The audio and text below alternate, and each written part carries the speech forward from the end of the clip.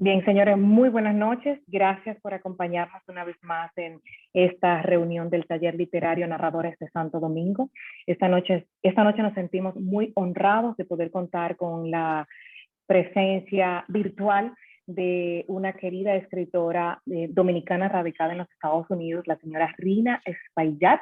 Me voy a permitir leer una breve reseña, brevísima, porque tiene que ser breve, porque es bastante amplia su experiencia y toda su obra. Rina Espaillat es una escritora dominico. Keep it short. Keep it short. Yeah. Keep it short. I will.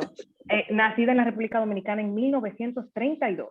Es autora, traductora de poesía y ensayos e historias cortas en ambos idiomas, inglés y español.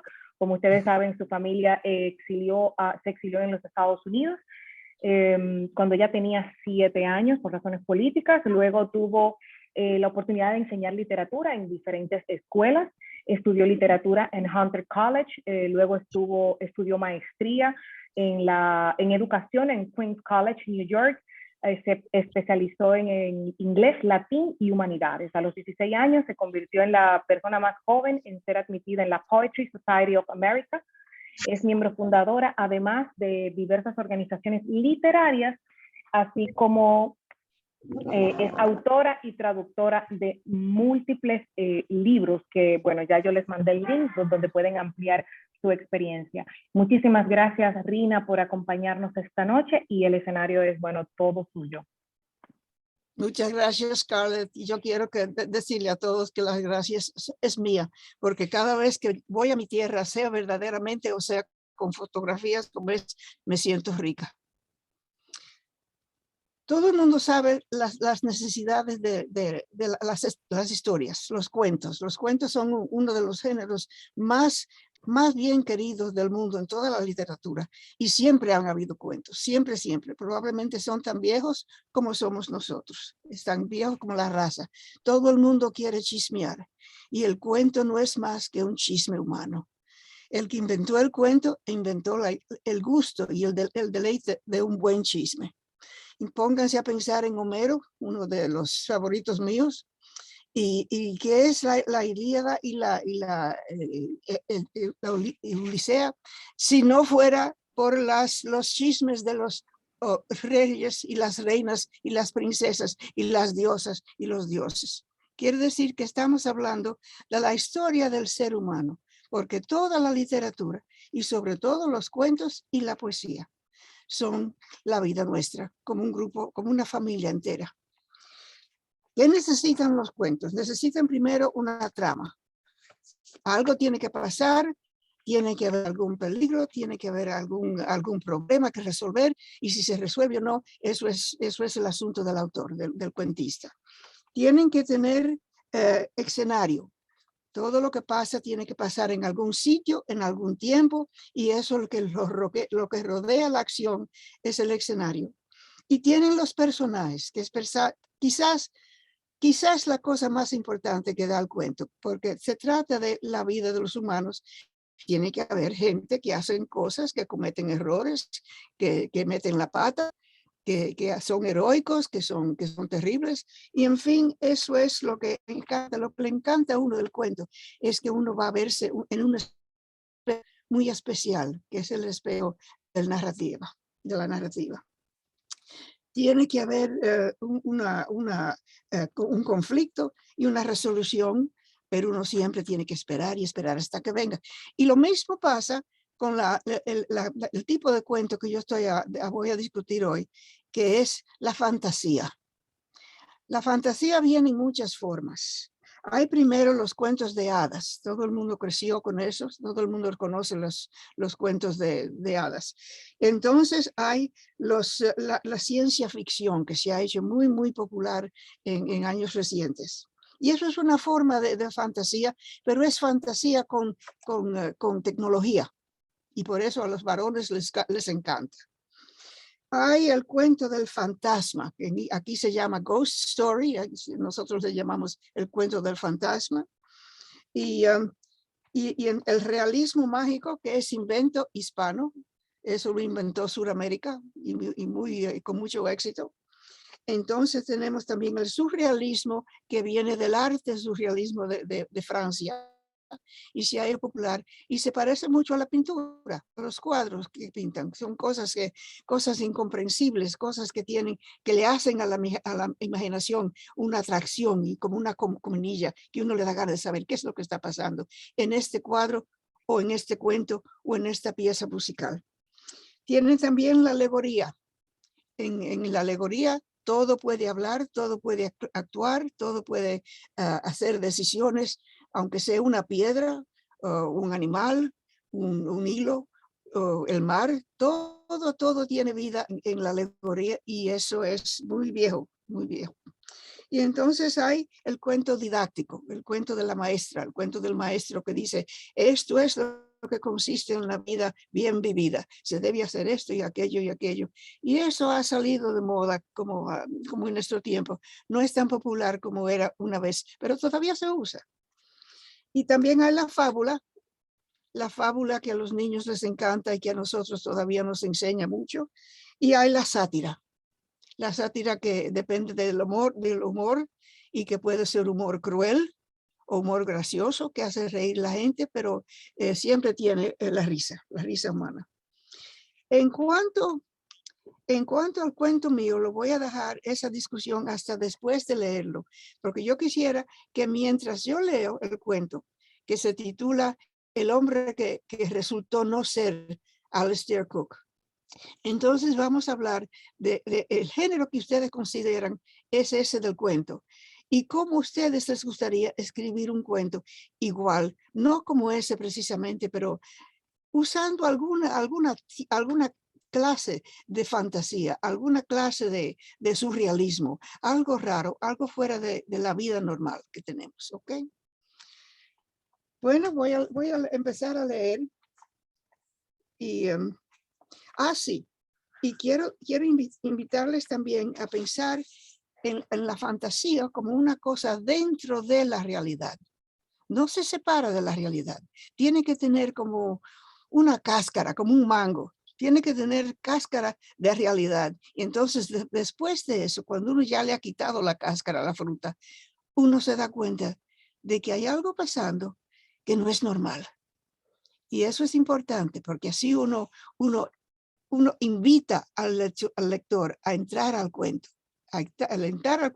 por una puerta normal, pero entonces encontrarse donde no conoce. Y eso es lo bueno.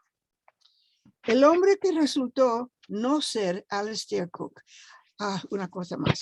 Alistair Cook en los años 50 y 60 fue un hombre sumamente elegante, muy educado, muy sofisticado, muy cigarrillo y martini en la otra mano.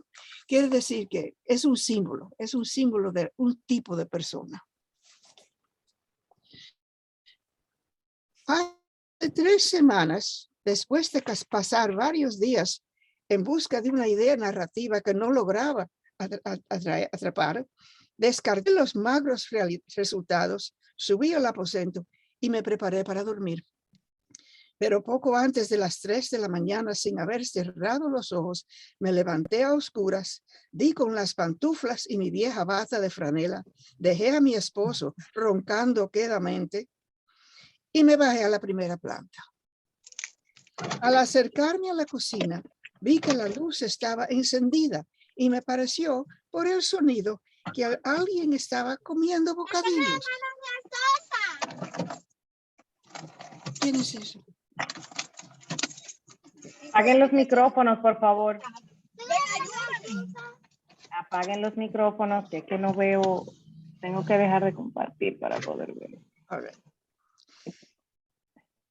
Ya, al acercarme a la cocina, vi que la luz estaba encendida y me pareció por el sonido que alguien estaba comiendo bocadillos. Qué bueno, pensé, ha vuelto mi hijo.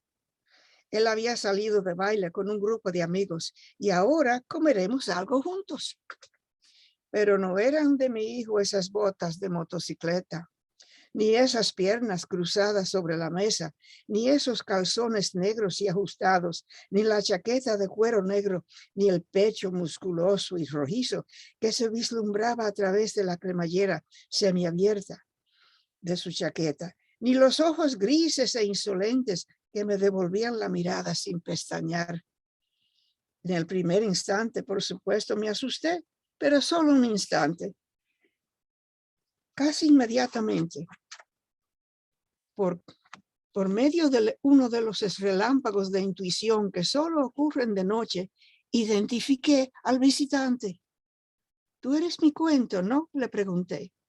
Me fue imposible no reconocer la arrogancia de esa sonrisa. Así lo ves tú naturalmente, pero la verdad es que tú eres mi autora.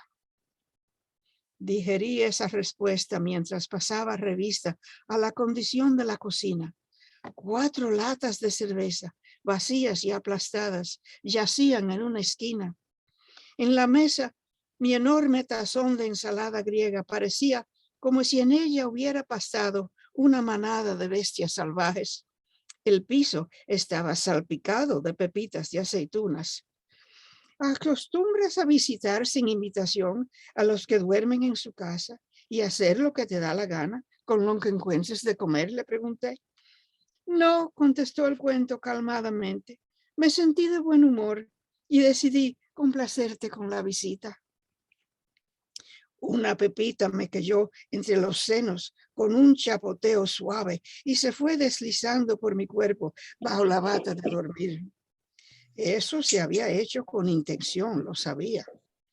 Si ese tipo, pensé, quiere ofenderme con familiaridades despectivas, debo hacerle saber que en el aposento se encuentra un veterano robusto, con galardones militares, dispuesto a protegerme a todo costo. Mira tú, le dije, yo no sé quién o qué crees que soy, pero hay... ¿Y a quién le importa?, me dijo. Eso precisamente es tu problema, uno de ellos, digo. A nadie le importa quién eres tú, solo les interesa lo que soy yo. Eso es ridículo, le respondí riéndome. Tú no eres nada hasta que yo te construya. Tú no puedes llegar a existir sin mí, no lo olvides. ¿Conoces el cuento de la pulga que se creyó?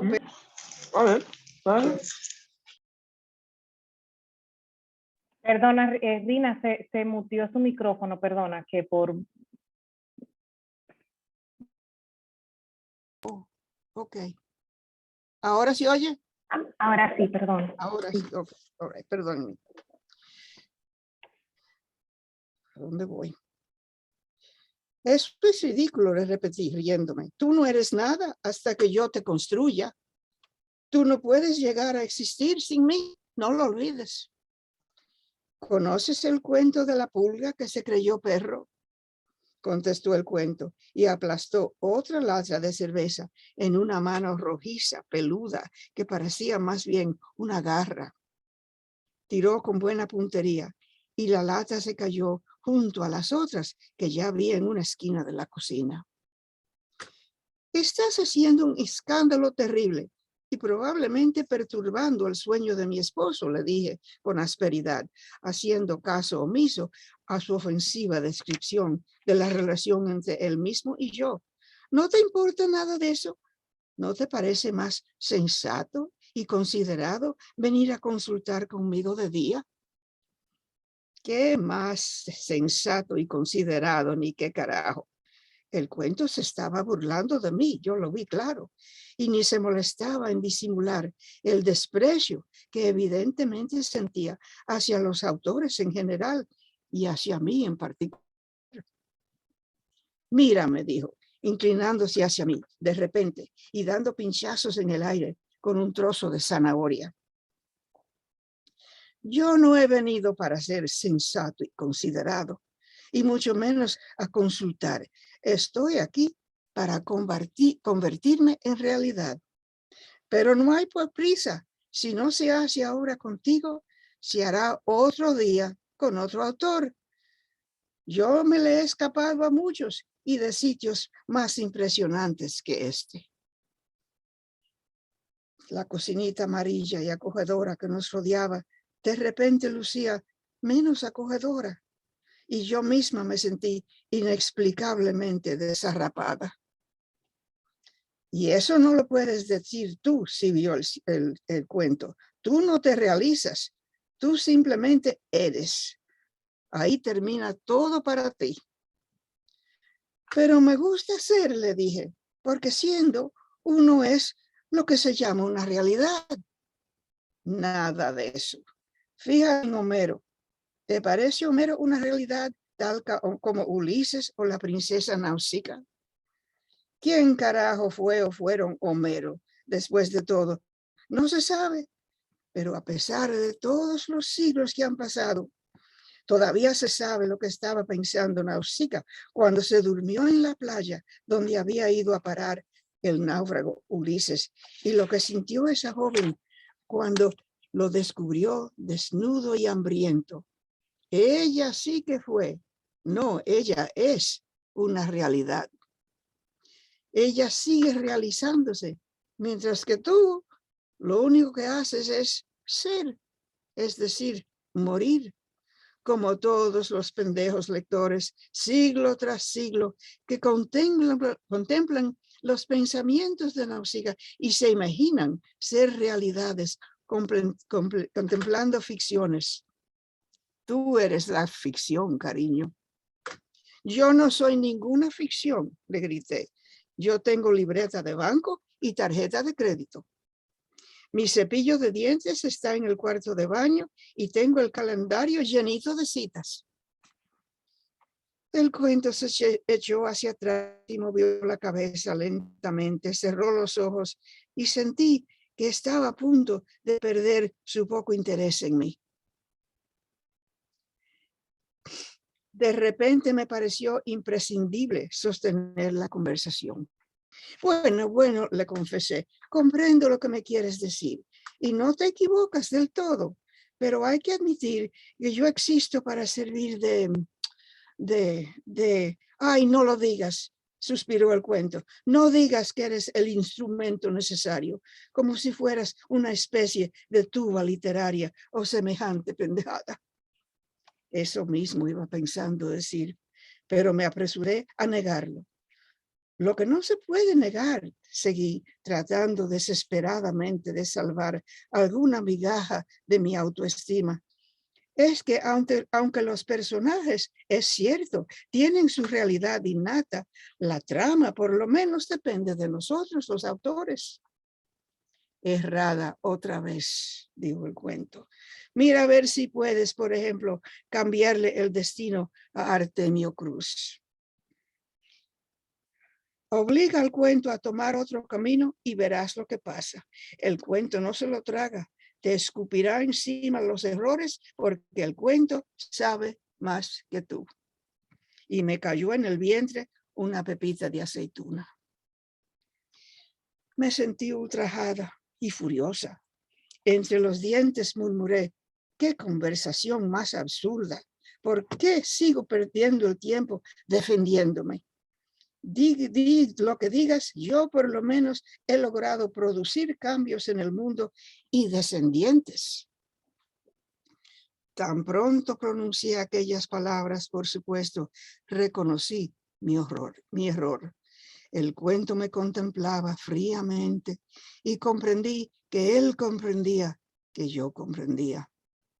No tuvo necesidad de nombrar a Sancho Panza o Raskolnikov, a Ana Karenina, Charles Swan, los Buendía o los esposos Macbeth, Huckleberry Finn, Jean Valjean o Doña Bárbara, Oliver Twist, Fausto, Aquiles o el monstruo del doctor Frankenstein.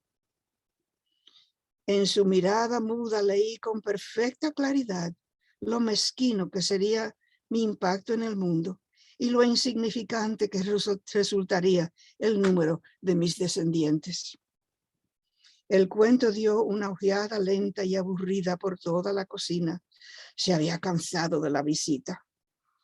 Termina la ensalada griega, le dije con entusiasmo, y queda más cerveza. Se la traje casi corriendo antes de que se disipara su tibio interés y se volviera franco rechazo. El cuento siguió tomando, eructó con gravedad y escarbando en el fondo del tazón de ensalada, fue rescatando las últimas aceitunas negras. Le dije, lo que me confundió al principio, bueno, no que me confundiera en realidad, más bien que me sorprendió de un modo agradable, y a decir verdad, es que tú no eres, bueno, lo que yo hubiera imaginado. Seguramente imaginabas, respondió el cuento en medio bostezo, que un cuento tuyo tendría por necesidad que parecerse a Alistair Cook, ¿verdad? Todo fineza y elegancia, ¿no? ¿Nunca se te ha ocurrido que tú quizás tampoco eres mi ideal soñado? Uno se maneja con lo que le viene a la mano. Me examinó abiertamente, como quien le pone precio a un artículo usado. Recordé con pesadumbre que tenía el pelo con rolos y que me había puesto un viejo par de medias de lana marrón. Abruptamente, el cuento se puso de pie, rascándose el pubis con ambas manos. Bueno, me dijo, ha sido divertido compartir contigo. No te vayas, le grité, con una vehemencia que me dejó temblando. El cuento se acercó a la puerta del patio, pero me interpuse y con los brazos abiertos y pegada a la puerta le impedí el paso, retorciendo un hombro a ver si lograba sacarlo seductivamente de la bata de dormir. No trates de acorralarme, cariño, susurró el cuento. Pero cuando vuelves, mi esposo juega boliches todos los jueves. Ya veremos, me dijo. Pero dime la verdad, yo te gusto, le rogué. No estás mal, contestó, y extendió el brazo para acariciarme el trasero, pero sentí que lo hacía con poco interés. Pero lo menos hago muy buena ensalada griega, ¿no? Bastante buena, sí, pero no para hacer temblar la tierra, ¿me comprendes?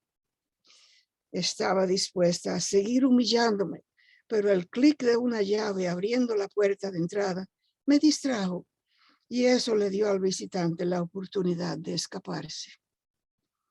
Cuando mi hijo entró, me encontró sentada sola en la cocina, ante un enorme tazón vacío, con 6 latas de cerveza vacías y aplastadas, y el piso salpicado de docenas de pepitas de aceituna.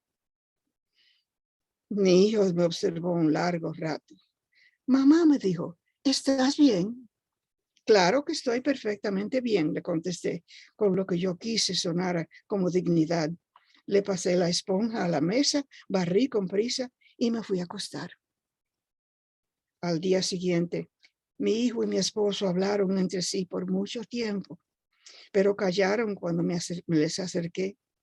En estos días, con frecuencia se callan cuando me ven acercar. Mi esposo dice que dejará de jugar boliches con sus amigos porque no quiere que yo me sienta sola. Pero yo insisto en que debe seguir su costumbre semanal y quizás hasta encontrar otros intereses. ¿Quién sabe? Calculo que me quedan varios años y siempre tengo preparado en la cocina un gran tazón de ensalada griega y mucha cerveza fría.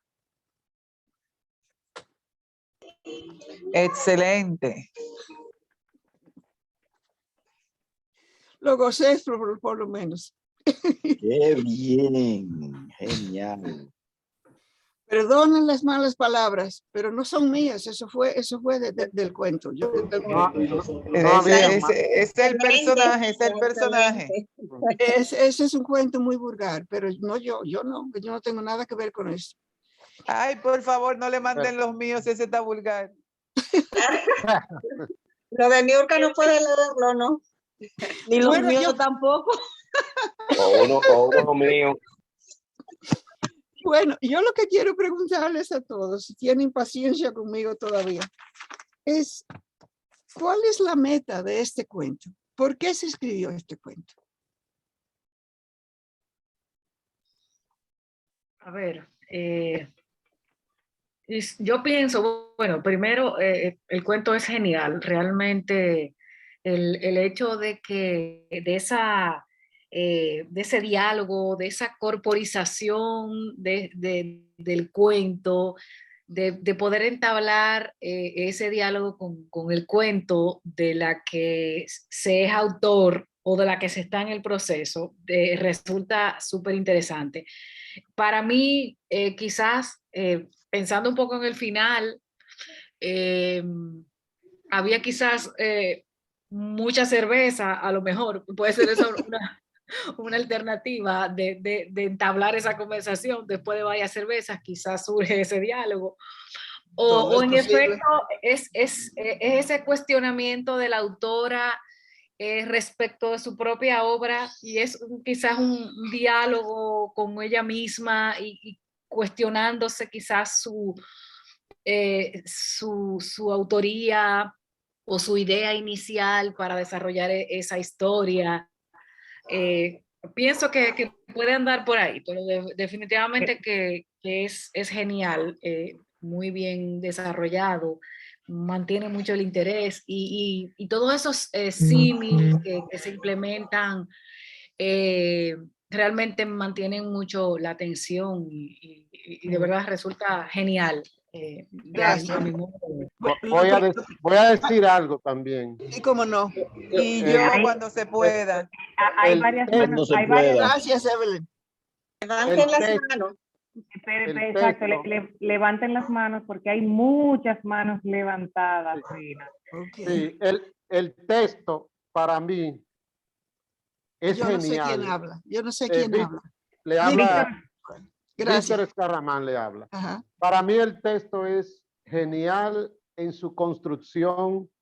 La redacción es sumamente limpia, tiene una prosa elegante, pero donde me quiero afincar es en la parte final, que lo interpreto en la inquietud suya, en que usted misma quiere continuar la infidelidad que inició con el cuento, porque es el interés, es la pasión, es el amor que hay en el subconsciente suyo, en el interés de seguir escribiendo. Es decir, la conversación con el personaje cuento le saca de la mente, le saca de su cerebro, le saca de su alma su pasión por la escritura, su pasión por seguir esa vida que a veces nos agobia, que a veces nos saca de la conversación con el otro y el cerebro se transporta a otro espacio y usted lo que le quiere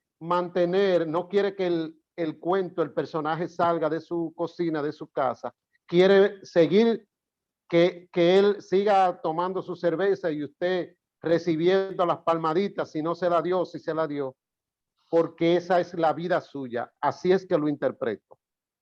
Quiere decir que puede ser demasiado cerveza o puede ser el ego de la literata, la persona que quiere escribir, o quiere ser el impulso del artista que está. Correcto. Ok, ya tenemos tres razones. Y yo no voy a confesar nada. No hay confesión. Deje ver, ¿qué hay de Amarilis Cueto? Ok, yo interpreté en el cuento, mucho gusto, yo interpreté en el cuento que hasta del mismo cuento se puede sacar una historia. Es una historia brillante, perfectamente construida, nada vulgar, porque es muy sutil. Un lenguaje hermoso y una prosa casi perfecta y muchas figuras literarias. Yo pienso que es cuando ya el autor siente que a veces la musa se le apaga, como de cualquier esbozo o de cualquier cosa puede sacar una historia. Fíjese cómo usted saca una historia simplemente de una conversación con el propio cuento que cobró vida. Es mi opinión. Muchas gracias. Gracias. Ok, eso puede ser entonces un metocuento. Esto es metaliteratura, entonces, literatura que trata de la literatura, que es una cosa muy de común ahora, encanto. Ana Rosa, por favor. Sí, buenas noches. Buenas noches. Un saludo. Pues bien, ya han comentado de la excelencia del cuento, la narración, cómo mantiene al lector en vilo.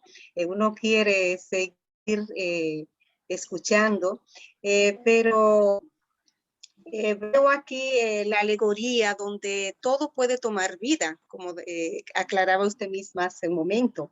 El cuento, o sea, un cuento que la autora está tratando de producir toma vida y mantiene esa interacción, esa conversación con ella misma. Es como si fuera, entiendo yo, como un monólogo que ella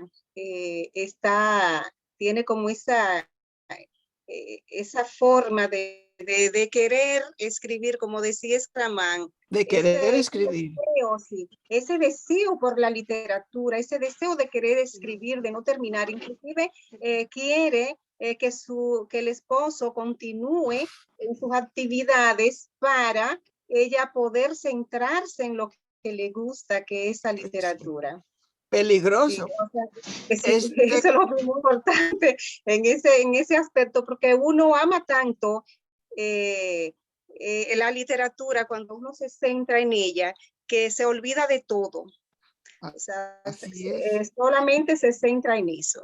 Y eso es absolutamente verdad, porque cuando yo estaba escribiendo mucha poesía, mi esposo a veces se aparecía en la puerta del cuarto y se paraba así en la puerta y me decía, es que esta noche se va a cenar en esta casa. Y había que reírse porque después de todo, yo no estaba pensando en comida. ¿Comida para qué? ¿Quién necesita comer cuando uno tiene un cuento o un poema ya en la última estrofa? Bueno, eso es este negocio que nosotros tenemos, este vicio común entre todos, es un peligro, pero uno no puede salir de él. Rodolfo Báez. Rodolfo.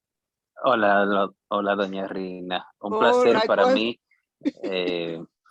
Bueno, gracias a decir por este trabajo que hemos hecho y que usted ha hecho con la antología de mármol. Ha sido maravilloso. Me alegra tenerla aquí en este espacio donde la vimos nacer. Me gusta conocer, Rodolfo, gracias por estar aquí. Igual, perdón que no ponga la cámara, lo que pasa es que de noche soy padre y estoy tratando de dormir al pequeño aquí que está encima de mí, pero ese también ha sido parte de este taller desde que nació. Yo creo que usted escribió ese cuento para evitar tener que dar talleres literarios y cuando quiere enseñar a alguien a que escriba, le dice, hacen mi cuento y ya, deje de estudiarme. Yo creo que eso usted lo hizo para evitarse las cátedras que tenía que dar, como que la iba repitiendo tanto y dice, déjame escribir un cuento y cuando quieran ya que se lean el texto y que aprendan a escribir con él. Él no está lejos de la verdad, eso es precisamente la verdad. Yo escribí este cuento para dársela a una clase de literatura creativa. Y entonces, después de leer el cuento con la clase y no decirle que era mío, porque ellos no tenían mi nombre como Espaillate, yo era Mrs. Moskowitz en la clase, y ellos pensaban que eso era una amiga mía, una escritora. Y entonces yo les dije, bueno, ahora les toca a ustedes hacer un cuento. Y así logré sacarle cuentos a todas las clases de 38 muchachos. De teenagers, y lo gocé muchísimo, y cada vez que le daba un cuento o una poesía a la clase, yo misma lo tenía que hacer, porque no era justo de otra manera, ¿verdad? Y quiere decir que Rodolfo es un buen detective. Ah, para que vea, un editor de adelante, somos los últimos monstruos. Qué bueno, un placer, dama. Un placer, quédese. Que yo quiero ver si es igualmente cuentista yo, porque van a tener que trabajar. Rina Maya, ahí tiene otra palabra para tu slang. ¿Para quién? Para tu lista de slang dominicano, Ajá. monstruo. ¿Sabe lo que es un monstruo? Él dice que ellos son los últimos monstruos. ¿Y qué será? Dile a uno de ellos jóvenes que te explique qué es un monstruo en el slang de los jóvenes. Por Ese favor, mon- Scarlett, jovencita, tiene que saber. Bueno, lo que pasa es que la editora de Rodolfo se llama Últimos Monstruos Editores y él tiene su propia historia de por qué se llama Últimos Monstruos Editores, porque está basada en un cuento de Juan Bosch. Pero aquí la palabra monstruo se refiere a una persona que es sabia, que sabe mucho. ¿Qué más se le puede decir? Como tú eres un monstruo en Que tú eres un duro. literatura. Tú eres un duro, que Verdugo, también tú es eres un verdugo. Sí, un monstruo es eso. Es Que exprime, como, uno que exprime. es No, monstruo. que sabe mucho, Rina. Que Que sabe. domina un monstruo tema. sí, exacto. Un Que domina un monstruo, tema, que es master on subject. pero lo interesante es que no se dice monstruo, se dice monstruo. Pero viene de monstruo. Lo que pasa es que usted sabe que le cortamos palabras en el camino. Dominican Pone- slang. Bueno, ponemos- yo le perdono el monstruo, pero la verdad es que me gusta darle trabajo a la gente joven, porque es una forma de maltratar y yo soy cruel. También la palabra significa que usted es como grande en lo que hace, es grande, o sea, se expande lo suyo. Llegan los monstruos, men. Llegan los monstruos, men. Esta es una canción. Otra Sí. cosa que me sirvió para inventarme este cuento y para dársela a mi clase es que ellos deben saber, todo el que está aprendiendo a escribir, todos los jóvenes sobre todo, deben saber que el poema, el cuento, la novela, el drama, lo que sea, sabe más que uno. Si yo he tenido mucha experiencia con esto, que quiero decir algo específico y ya lo tengo en la cabeza en prosa completamente y lo quiero decir así como me gusta, pero el trabajo no me deja, la obra no me deja hacer eso. La obra insiste en decirme a mis adentros en mi cabeza, me dice, no, así no es, yo no quiero hacerlo así. Porque él sabe, el cuento de Porras sabe que sabe más que yo. Lo que él me dijo antes de tirarme la pepita es la verdad, que lo que uno está cocinando en el subconsciente es una cosa que sabe infinitamente más que el intelecto. Sabe más porque vive más hondo que el intelecto. Vive en una parte de uno con la cual uno no puede tener contacto constante. Que les habla con uno cuando le da su real gana. Pero uno no puede decirle, hey, dime qué estás pensando, porque no dice ni una palabra. Eso es muy raro. Es muy raro porque somos escritoras y uno cree que uno debe tener el derecho de subir del subconsciente lo que uno tiene por dentro siempre, pero no es así. Es cuando el subconsciente quiere hacerle a uno el honor de hablar con uno. El cuento no es fino. El cuento no se parece en nada a ese señor de los 50 y de los 60, que siempre fue tan fino y tan bien educado y todo. El cuento es rudo. El cuento tiene, como dicen en inglés, its own way. Y eso es lo que quería decir, que había que tener mucha paciencia para escribir, porque si uno no tiene paciencia, uno escribe menos de lo que uno quiere y no tan bueno como lo que uno quiere, porque uno obliga al cuento o el poema o el drama, lo que sea, uno lo obliga a imitar lo que uno hace ya con su propia mente consciente y eso no es lo que crea la literatura. La literatura sale del agua honda, el agua honda. Y así logré hacer mi punto con la clase. Y entonces de ahí seguimos a la poesía, que es más útil aún que el cuento. Niurka Herrera, ¿dónde estás? Estoy acá. Bueno, primero déjeme decirle que usted es preciosa, me encanta, qué linda. Sí. Y luego decirle que precisamente lo que yo entendí del cuento es precisamente eso, que el cuento se gobierna. Tú empiezas a escribir, pero él decide por dónde va. los personajes cobran vida propia. A veces tú tienes una idea en la cabeza y resulta que no es así, que el personaje decide cómo va a ser el final. Entonces eso fue lo que yo entendí con su bello Eso cuento. mismo es. Bravo, bravo. Eso es lo que quería que mis alumnos sacaran de ese cuento, que tienen que tener paciencia y mucho tacto. Deja que el cuento te tire las pepitas, no importa, contar de que te hable. Perla Rodríguez, ¿quieres decir algo? Bueno, buenas noches. Lo han Buenas dicho noches. todo, creo, todo lo que yo quería decir, porque como fui de último, pero yo encantada de conocerla o no realmente.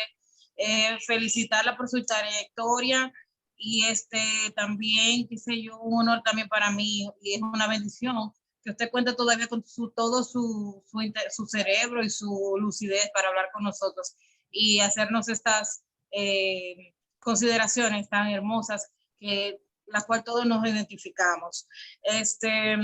Decir que me gusta mucho su voz narrativa, como lo ha narrado. Me parece como que usted en algún momento prestó su voz para alguna película traducida en español, no lo sé, su voz me parece muy familiar. Y nada, decir que sí, que lo que usted tuvo con ese cuento fue un diálogo interno, en el que usted quiso proyectar, como ya han dicho, que la forma en que uno debe escribir un cuento y explicarlo de esa manera es brillante. Gracias por eso. Y la verdad es que la cerveza no tuvo nada que ver con eso. Aunque sí me gusta cuando hace calor. Usted también escribe poesía. Sí, yo poesía es lo que escribo con más frecuencia. Poesía, Exacto. ensayo y cuento.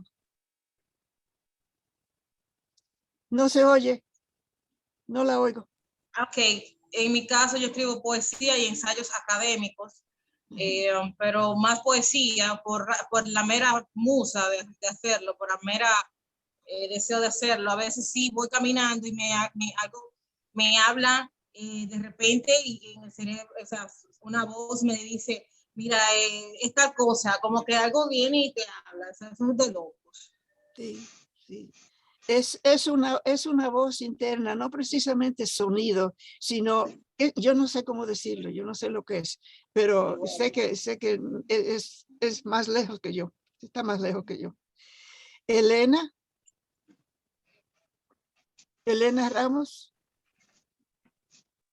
Sí, discúlpeme. Hay algo muy importante. Yo le escribí, de hecho, porque tenía la mano levantada hace rato y me voy a levantar ahora. En primer lugar, muy buenas noches. Muchísimas gracias por estar con nosotros. Pues nos sentimos muy felices de tenerla aquí. Y lo que quería decir es que en este cuento se utiliza la ficción para argumentar la perspectiva que tiene el autor sobre el cuento y qué perspectiva puede tener un personaje ficticio de la creación del autor. Este es un cuento para el autor reflexionar y encontrarse consigo mismo en la ficción, creando sin desearlo una atmósfera llena de ansiedad, erotismo y pasión por el arte de escribir. El cuento tiene voz en este texto y en cierto modo instruye. Eso es lo que le quería decir. Pues precisamente así mismo. Todo el mundo entendió este cuento perfectamente. Yo me siento feliz. Me siento feliz. Bueno, si hay alguien que quiere decir algo más, por favor. Sí, hay algo. Sí, sigue, Alcedo. Doña Rina, es un privilegio para nosotros escucharla, de verdad. Mire, desde los fondos de nuestro corazón estamos todos muy contentos. Hay algo que quería hacer notar, que me llamó mucho la atención, porque una vez yo hice eso y no me salió, pero usted es una maestra y aunque de una manera sutil, usted no lo ha mencionado, pero yo veo cómo usted dejó caer una gota, pero una gota grande de humildad cuando usted dice que sus cuentos nunca van a ser con los personajes como aquellos cuentos famosos que ya clásicos que conocemos. Y me encantó eso, porque dije, mira, tiró doña Rina ahí una cacarita, esa dosis de humildad. Mis cuentos son más, no son tan como aquellos otros cuentos, pero de verdad que sus cuentos son maravillosos, doña Rina. Muchas gracias, muchas gracias. Lo que pasa es que yo he tenido muchas veces la experiencia de escribir algo el martes, ¿verdad? Y digo, ay, esto es lo mejor que he hecho en mi vida. Esto va a durar. Y entonces, cuando me despierto el sábado o el domingo, digo, pero ¿qué es lo que estaba pensando? ¿Qué es esto? ¿Qué es este desastre que yo he puesto en el papel? Eso pasa. Nos pasa a todos, nos pasa a Así todos. es, nos pasa a todos. Y en cierto sentido, es bueno que le pase a uno, porque uno debe tener la humildad de fallar. Uno Sí, tiene que sí. saber cómo fallar, porque pasa con toda la seguridad del mundo, que uno deja una cosa que uno cree que quedó bien y entonces la encuentra vacía. O por Hay lo que menos saberlo, hay que saber fallar. rayar y borrar.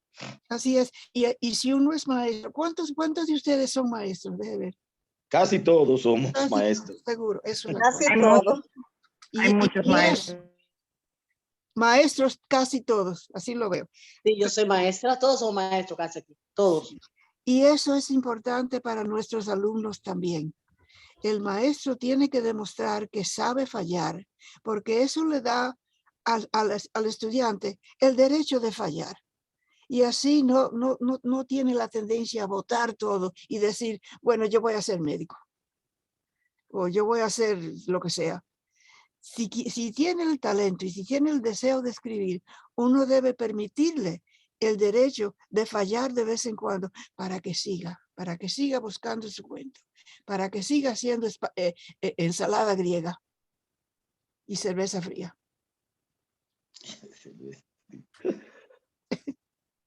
Bueno, ahora, ¿qué clase de fantasías, qué género de cuento ven ustedes en ese? Yo mencioné la fábula, ¿cómo se llama? Surrealismo. Usted mencionó, usted mencionó cuentos de hadas, usted mencionó ciencia ficción, mencionó los ghost stories, que son los fantasmas, mencionó el realismo mágico, mencionó el surrealismo, mencionó la alegoría, mencionó, ¿que más? ¿Alguien más se me quedó algo? El cuento didáctico. Sátira y fábula. Sátira, sí, me faltó eso. Sátira, y fábula. ¿Qué encuentran ustedes en ese cuento en cuanto a su género? Es decir, su propósito. Yo encuentro que es una alegoría, básicamente, el cuento toma vida. Ajá, ok. Eso es cierto. El cuento definitivamente tiene lo alegórico de que algo que no habla, habla. Pero es muy didáctico. Perdón, y también es una sátira. Es una sátira. Claro, es una sátira. Que va desde el cuento hacia el autor. Ajá, ok. All right. Y yo pienso también, al igual que Elena, que tiene una sátira, porque al final uno está contando esa relación que uno tiene con el cuento, o sea, y es como el cuento se burla de uno. Pero también yo veo tiene mucho algo de realismo mágico. Claro, realismo mágico. Claro, o de surrealismo, porque también están pasando cosas que son incomprensibles. Están pasando cosas que son incomprensibles, entonces sí, pudiera hablarse también de surrealismo o de realismo mágico. Claro. Bueno, también, yo creo que es realismo fantástico, no mágico. No sé, para mí que es fantástico. Pero por lo menos surrealismo, porque pasan cosas incomprensibles. Sí, sí, porque pasa cosas que uno sabe no pueden pasar. No pueden pasar. Y también tiene el evento de algo de un ghost story, el cuento de fantasma, porque esa es una figura en la casa, en la cocina, en el corazón de la casa, cuando uno no lo entiende. El cuento comienza como realismo, pero sigue con miedo, porque ella lo que siente es miedo. ¿Quién es este extraño? Y en cierto sentido, cuando uno se le vienen a la mente esas ideas que le susurra a uno el poema o el cuento o lo que sea que uno esté escribiendo, uno siente cierto miedo, ¿por qué estoy pensando esto? Yo nunca había pensado esto antes. Cuidado si esto es un cuento peligroso, si esto es un pensamiento peligroso. Eso le viene a uno a la mente, sobre todo si trata de palabras que mi mamá nunca me hubiera permitido decir, ¿verdad? Porque ella era muy dama. Pero cuando uno escribe, uno pierde todo eso. Uno pasa todas las barreras que le pone a uno la familia, la escuela, la iglesia, las leyes, las costumbres, las buenas costumbres, todo eso se va. Todo eso se va. Quiere decir que la idea del autor que le viene primero, a veces lo asusta, porque uno piensa, ¿seré yo la persona que yo creía que era? ¿O soy esta otra que no la comprendo completamente? Son muchas las cosas que entran en la escritura y algunas de ellas son en cierto sentido sustosas, tienen miedo, tienen un sentido de peligro, pero uno tiene que seguir, porque eso es lo que la vida le ha dado a uno. Ahora me dicen que ustedes han escrito cuentos también. Yo quisiera oír algunos de esos. ¿Tenemos tiempo? Bueno, pero ¿quién quiere decir algo?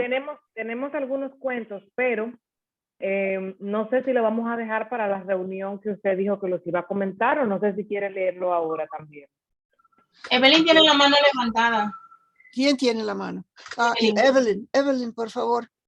Sí, yo quería decir respecto al comentario que usted hacía ahora mismo, y es que realmente yo creo que uno como aspirante a escritor, vamos a decirlo así, realmente uno a través de la escritura logra desdoblarse y logra ser quizás en esencia lo que uno es, pero también ser aquello que uno no se atreve a ser, y uno puede ser libre, puede romper sus propios esquemas a través de lo que nosotros escribimos. Entonces me parece a mí que aunque quizás no es propio, vamos a ver usted utilizar palabras, pero a través de la escritura nosotros tenemos esa libertad, tenemos esa licencia, ese permiso de desdoblarnos y de ser lo que nosotros normalmente en nuestro día a día no somos. Y para mí esa es la belleza de yo poder sentarme y liberar todas esas cosas que pasan por mi cabeza, todos esos sentimientos,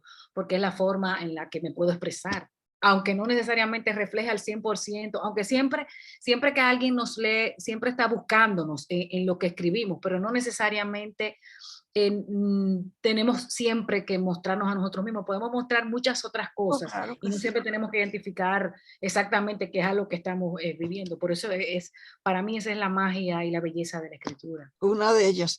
Lo que acaba de decir Evelyn es una gran verdad, que uno tiene muchos otros seres adentro. Uno no es uno solo, uno no se conoce completamente. Uno es como un libro con muchas páginas, y si uno ha leído un tercio del libro, quizás la mitad del libro, eso es más de lo común. Uno nunca ha leído el libro entero. Y a veces la escritura, lo que le da a uno es el derecho, o por lo menos la tentación, vamos a decir, no derecho, sino tentación de ver esas otras páginas. Por ejemplo, en ese cuento, yo hago una cosa que nunca me hubiera venido a la mente normalmente, y es quitarme la bata de dormir con un hombro, cuando uno hace así para quitarse. Eso es un gesto terrible. Mi mamá no hubiera permitido tal pensamiento nunca en la vida. Pero lo pensé con este cuento, porque me lo imaginé como no musa, sino muso. No hay tal cosa como un muso, pero este cuento de Porra vino como un muso. Y eso me dio el derecho de pensar cosas diferentes que nunca me habían venido a la mente. Y eso es bueno. Evelyn tiene razón. Uno tiene derecho a conocerse esa otra mitad, esa otra porción del ser. ¿Cuántos de ustedes han escrito cosas que quizás no los hubiera dicho en persona? Yo opino en uno de los encuentros, no, en el taller. ¿Quién habla? Muchas veces, Ramón ok. Matos. En el taller muchas veces, como nos leemos todos, ¿verdad? Muchas veces decimos, ese cuento es autobiográfico, esas son cosas tuyas que tú estás viviendo y que no te atreves a decir de otra manera. Pero yo considero que de alguna manera, aunque nuestros escritos no hablen directamente de nosotros, toda obra, y me refiero a toda obra artística, trascendiendo la literatura, es autobiográfica, porque al final lo que se plasma en ellas es una visión propia, íntima de su autor. Entonces, puede ser que yo esté tratando un tema externo a mí, pero al final es mi visión personal íntima sobre ese tema. Vamos a suponer que Picasso pintó Guernica, ¿verdad? Pero Guernica fue un bombardeo que no lo provocó él, pero él sí lo sintió. Él sí tuvo una visión y tuvo una postura frente a ese hecho. Y esa postura es íntima de él. Por eso yo digo que toda obra artística es autobiográfica o tiene mucho de autobiográfico. Pero no es necesariamente la voz del autor. Y eso es un error que cometen los lectores a veces, que le preguntan a uno, ay, ¿y cómo te saliste de ese lío? Y yo, no, yo no estaba en el lío, el lío es de la señora en el cuento. Porque uno sí inventa. Y uno tiene que ser abierto con el lector y decirle, no, yo estaba mintiendo. Es lo que dice Platón. Platón, que le dijo al público lector de su día, no hay que tenerle tanta confianza a los poetas porque son una banda de embusteros. Todos hablan mentiras, se inventan cosas. Pero la ironía de eso es, él mismo era buen poeta. Él era buen poeta, él lo sabía. Pero decía, no, lo que quería decir es que la poesía tiene su realidad, pero no es la realidad del periódico. No es la realidad de la historia. No es el dato que entra en el récord de la historia.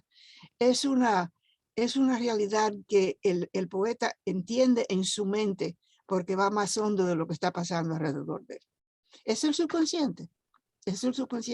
Y a veces uno tiene que defenderse y decir, no, yo no fui la que mató a tal y tal. No, eso en mi cuento fue otro que lo mató. Hablando de ese tema, digo que me lo interrumpa. Yo leí le hablé a Elena Ramos, leí un cuento y alguien preguntó, ¿y eso lo viviste tú?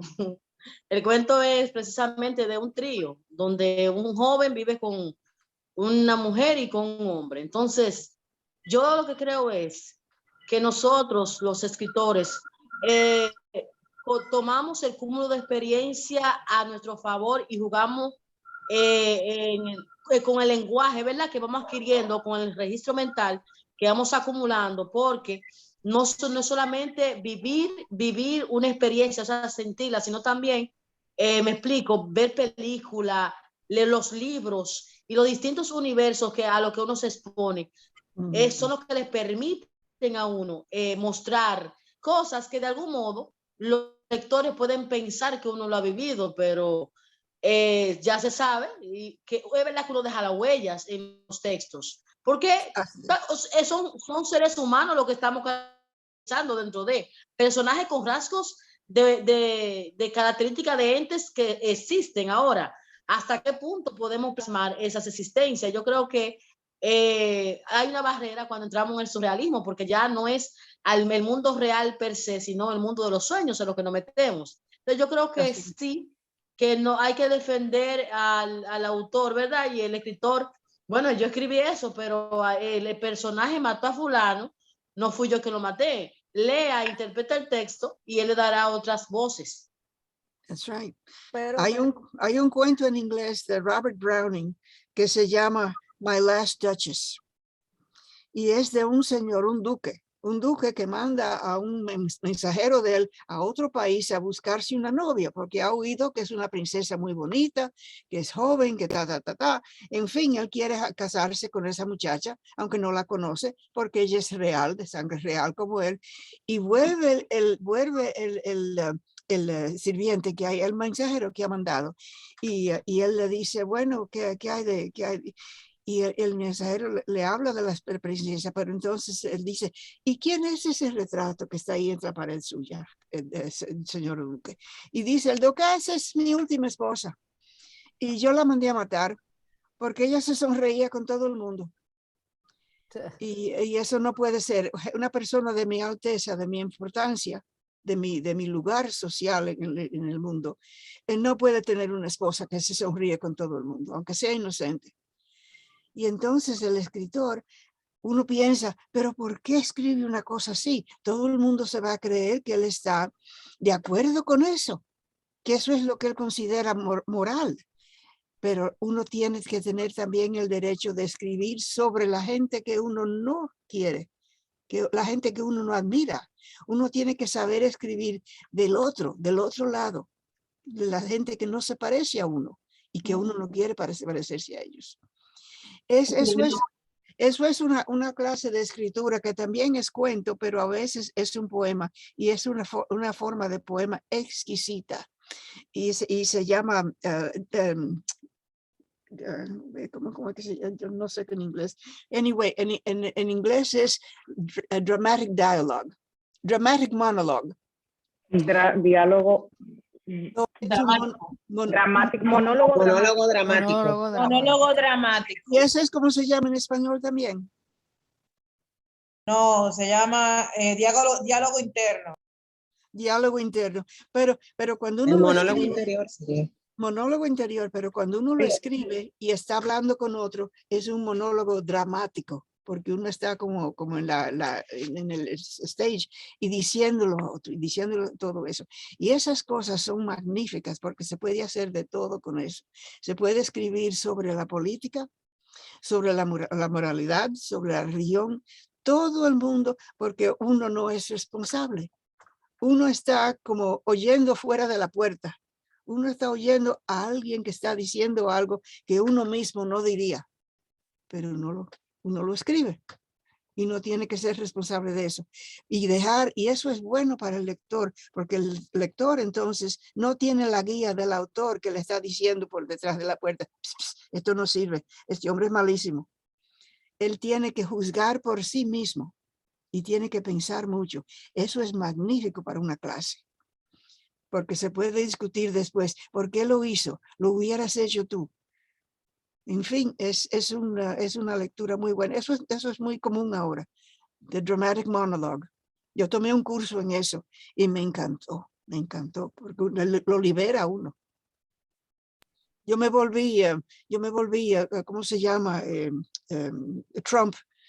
Escribí uno de Trump también, hablando como ese hombre detestable. A veces es bueno ser the bad guy, el malo. Así que también hacemos las denuncias sociales. Yo escribí un cuento el otro día que lo leí aquí mismo y yo puse algunas cosas que yo quería darme yo misma por la boca, pero no era yo que no era yo. Entonces le mando el cuento a una amiga mía y la amiga cuando lee el cuento me llama por teléfono asustada porque ella pensaba que a mí me había violado mi abuelito. Entonces no, eso era simplemente una denuncia, algo social, algo que pasa y que ha pasado por toda la vida, que le ha pasado y sigue pasando. Entonces yo escribí el cuento y esa amiga mía pensaba que fue a mí que me pasó. ¿Qué le pasó a mi amiga Belkis que se ha puesto tan mala, verdad?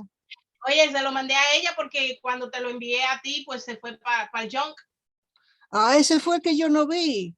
Ay, pues hay que mandármelo otra vez, hay que mandármelo otra vez.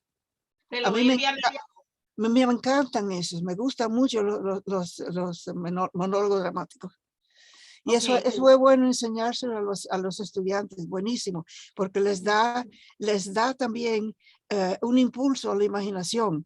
¿Cómo pensaría yo si yo fuera ese perro? ¿Verdad? Yo he escrito poemas que son diálogos dramáticos que un perro está hablando de su dueño, diciendo, yo no sé por qué me tira cosas constantemente, pero yo voy y se las traigo a traer, porque él es mi amigo. En fin. Es como la manta de mamá que tú Yo leí ese cuento. Ay, la manta preciosa de tu mamá. Ay. Sí, que Rina me lo tradujo, la manta hablando. Ah, eso es divina, esa manta. Narró la vida completa de mi mamá, la manta. Así es. Tejiéndola. Uno puede ser todo. Uno puede ser un zapato. Uno puede ser una botella de cerveza, como la que me tiraba el cuento.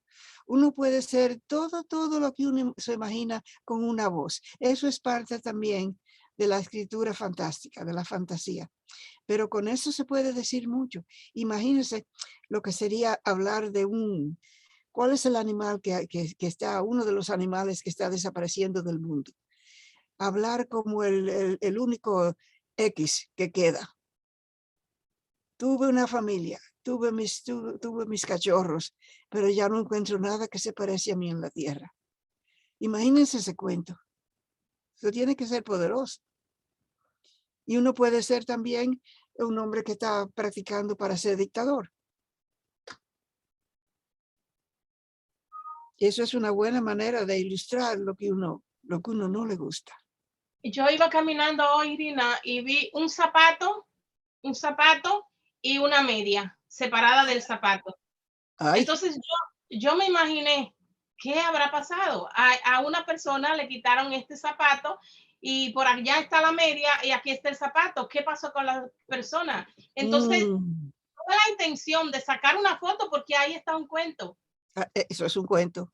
Ahí está un cuento. Yo recuerdo que leí una historia, yo creo que fue en el mismo taller de la bota, yo creo que era de Trujillo. Me parece que la bota del que mataron, de lo que sí. mató. Eso fue de Juan Matos. Era de Juan Matos. La bota y la rodilla. Eso es un poema. Ese era un poema, el que yo leí era un cuento. Un cuento, bueno. Okay. Detrás de todos los objetos siempre hay una historia. Sí. Y eso me gusta hacer con estudiantes también, traer objetos. Yo traje todas las cosas de mi mamá que ella me dejó para coser, su tijera, ¿cómo se llama? Lo que se mide, lo que tiene las cinta métrica. Centímetro. Exacto. Y los alfileres y las tijeras y los hilos, las cosas. Y lo puse todo en la mesa. Y le dije, bueno, ¿qué están ustedes pensando en este momento viendo esto? Y salieron los cuentos, los recuerdos de su mamá que hacía tal y tal cosa, de su abuela que murió tan joven, etc. Todo tiene su cuento. Belkis tiene razón completa. Rina, yo quiero decir algo también con relación a eso. Nosotros, por ejemplo, en el taller, si yo soy Ana Rosa, sí. Enfatizamos mucho en el taller de contarnos, en el sentido, como tú decías ahorita, por ejemplo, tenemos mucho yo dentro. Y cuando hablamos de contarnos, no es que yo hago tal o cual cosa, o sea, esas acciones no las comete el autor, no lo cometo yo, sino que vamos sacando todo eso yo y todas esas interacciones que tenemos con los demás, pero que las guardamos, todos esos recuerdos. A veces nos ponemos a pensar en cualquier situación y de ahí podemos hacer un cuento y sacamos eso que tenemos guardado, eso que tenemos almacenado. Y de ahí entonces escribimos. Es decir, que cuando hablamos de contarnos y enfatizamos mucho en eso, es que debemos sacar todo eso que guardamos dentro para plasmarlo cuando estamos escribiendo. Sí, a veces para demostrarlo, porque tenemos orgullo en eso, porque amamos eso, porque es una memoria dulce que uno quiere que no se desaparezca, pero a veces es para ponerlo en una caja, de esas cajas en que se ponen los venenos. las cosas peligrosas que uno quiere lejos de uno porque si no le hacen daño. La poesía puede ser las dos cosas.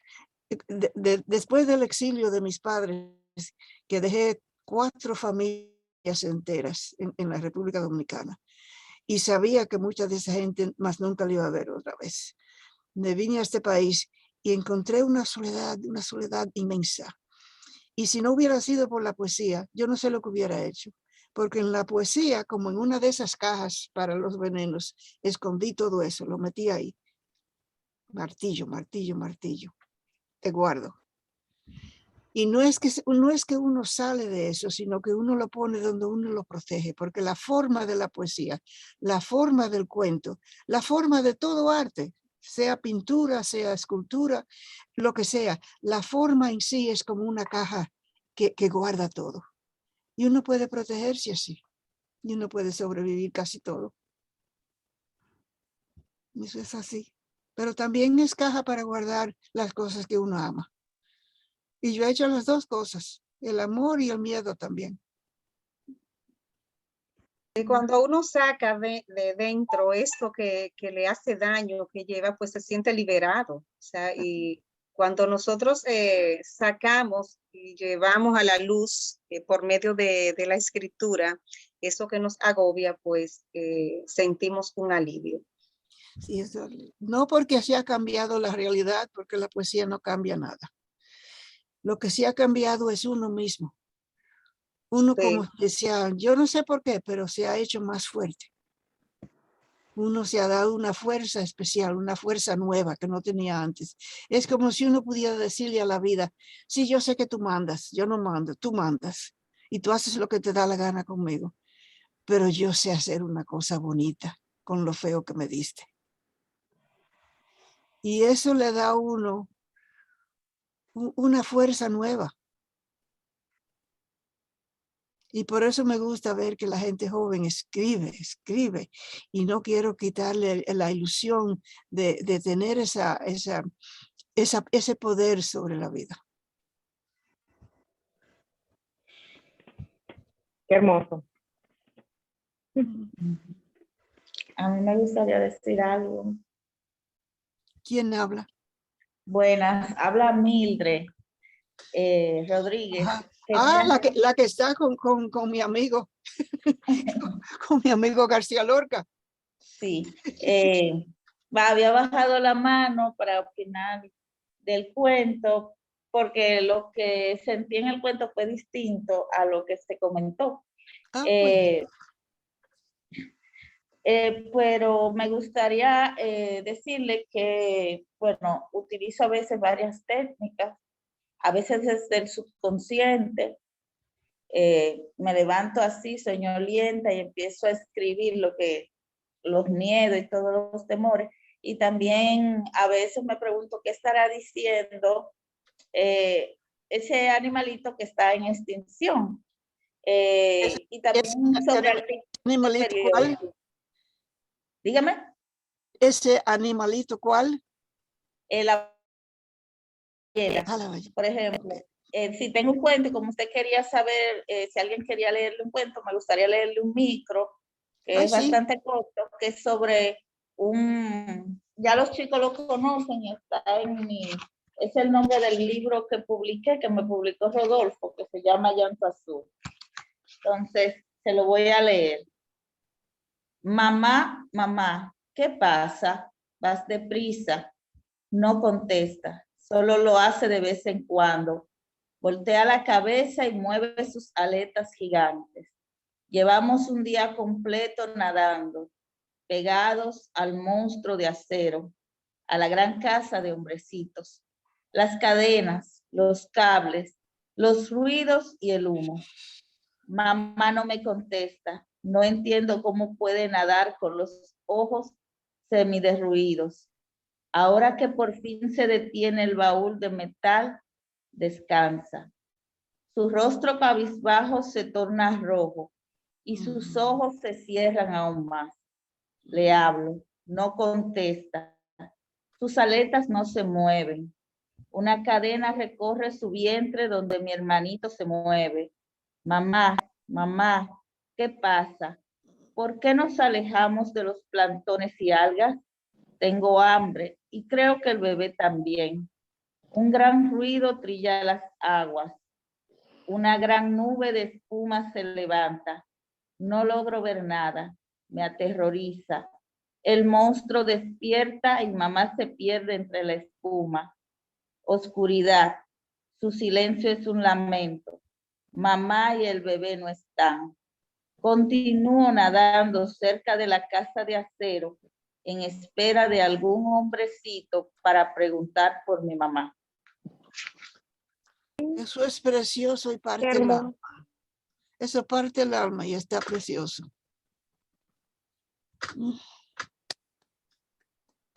Buenísimo. Bien. Y como se ve que es una niña, que la ballena es jovencita, que no ha visto la vida todavía. Sí, ese cuento nació de un ejercicio. Estaba tomando un taller con Farah Jala y Jimmy Sierra, y Jimmy nos mandó al Museo de Historia Natural y que escribamos de lo que estamos viendo, y cada vez que leía en una de las plantillas que tenían las especies marinas, decían que están a punto de extinción, que está en peligro de extinción. Entonces en una me senté, vi los 2 peces y dije, ¿qué estarán hablando? Y así nació ese cuento. Hasta de una visita a un acuario sale un cuento. Sí. Eso está exquisito. Bien, no tuve la oportunidad de comentar como los demás, pero el cuento que usted leyó inicia el personaje en un segundo piso de una casa. Ella se levanta porque no logra conciliar el sueño y baja al primer piso. Ahí bajé yo, el subconsciente, me desconecté. Mientras usted iba hablando, yo sentí varias cosas. El personaje me hizo cuestionarme, la historia es una historia donde los personajes se cuestionan su existencia, tanto el narrador como la misma obra de él. Yo sentí que el narrador baja al subconsciente, el narrador hace que el personaje baja a su subconsciente y empieza la discusión tanto de la obra con el creador como viceversa, a causa de su existencia. ¿Cuál es el ser? ¿Cuál es el porqué de la existencia de ambos? Eso fue lo que sentí. Inclusive se me salieron las lágrimas porque empecé yo a cuestionarme de yo misma, qué soy, qué he hecho, a dónde voy. Entonces, mientras usted iba narrando, yo lo que estaba era proyectando mi vida a través de lo que era la historia. Y luego cuando vuelve, cuando despierta frente a la cerveza y todas las aceitunas, ella estaba algo onírico. Yo lo que sentí que ella bajó al subconsciente y cuando despertó fue con las preguntas que le hacía a su hijo, que es una forma también de decir por qué he venido, o buscarle una razón al por qué. Es lo que sentí. Yo puse aquí en mi lista también la idea onírico, dreamlike, pero no lo mencioné porque eso es otro mundo entero, lo que sale de los sueños. Pero la verdad es que la escritura es una forma de sueño, que uno se separa de la mente normal con la cual uno funciona todos los días. Uno está pensando con otra cosa.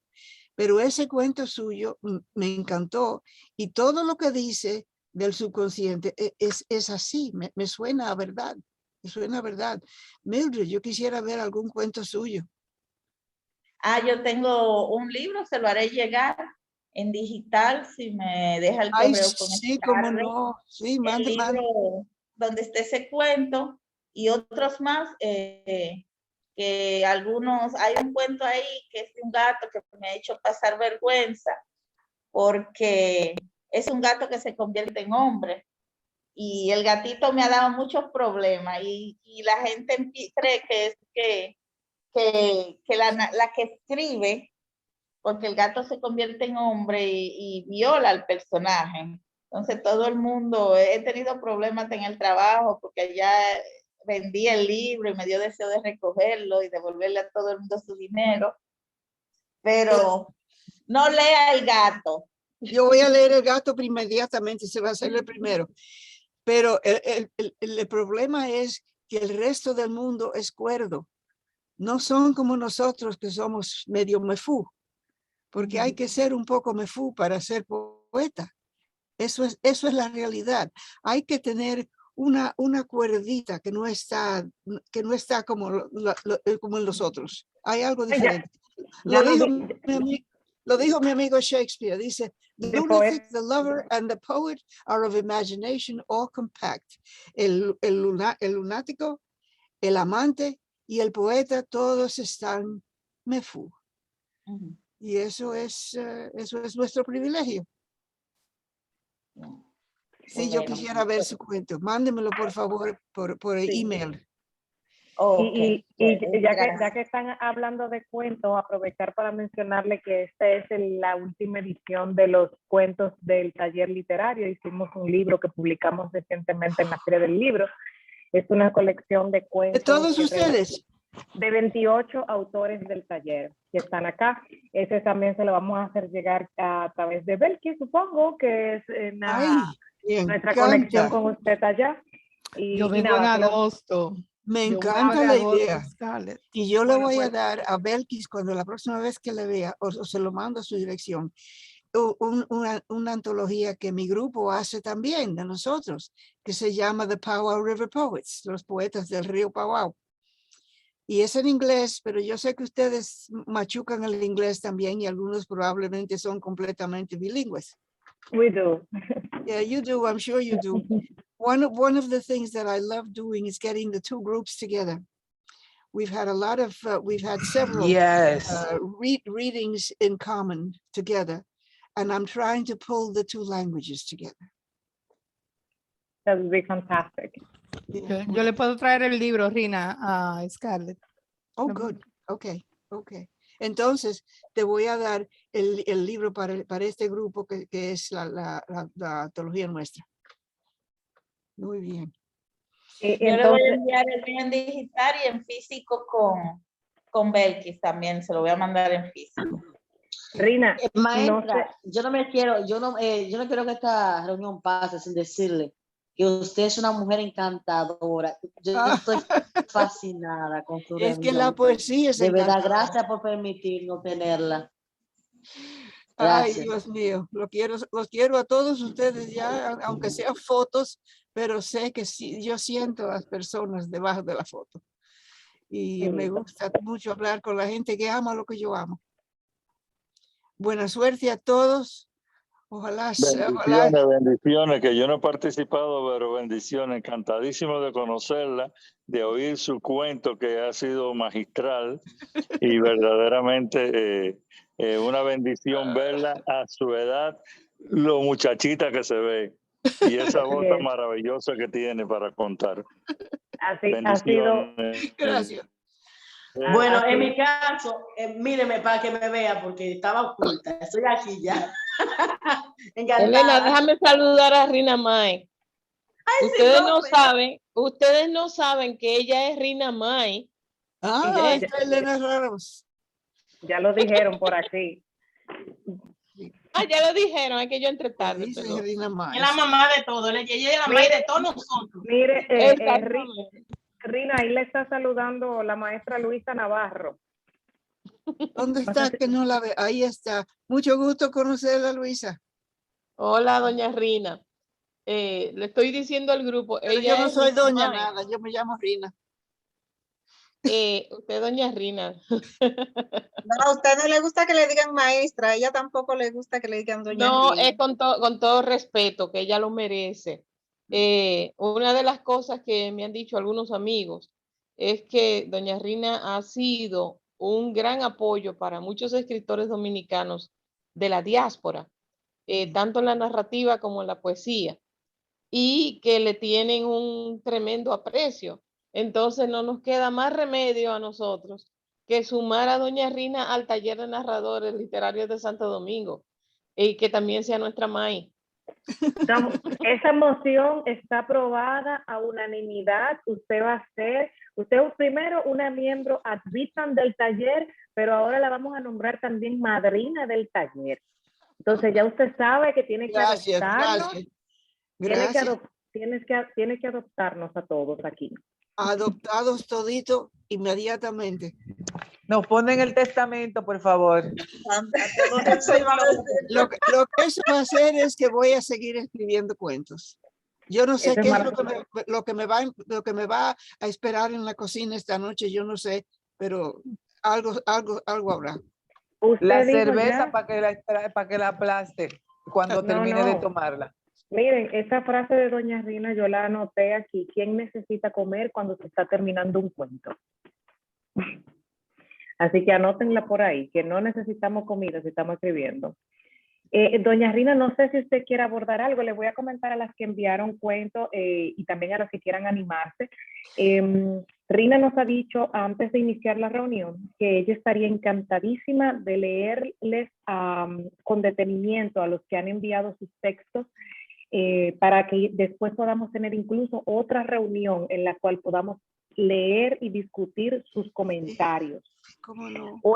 O en su defecto, que ella los pueda leer y hacerle comentarios a los textos que ustedes enviaron o los que pueden enviar a los que quizá quieran enviar. Entonces, esta invitación está abierta, lo digo porque viendo la hora, ustedes comprenderán que tampoco vamos a abusar de Rina. Se me y no cayó sé la si- conexión, excúsenme. Ok. Perdón, se cerró el micrófono. Entonces, no sé, Rina, si usted quiera agregar algo más o continuar con su... Lo que quiero decir es gracias por haberme invitado, gracias por el placer de esta noche. Y quisiera leer cuentos, me gusta leer los cuentos porque yo meto mi cuchara donde quiera. Y siempre digo la verdad, siempre digo la verdad. Y si encuentro algún defecto, si encuentro algo que me parece que debe cambiar, lo digo. Así es. Me gustaría mucho. Miss Gracias. Rina, it had to be tales only. I can send you some poems. Send me some poems, by all means. I love to read poems. Sure. All right. Okay. Good night, everybody. Sweet dreams. Good night, Rina. Good night. Good night. Encantada. Bye. Good night. Good night. Bye. Buenas noches.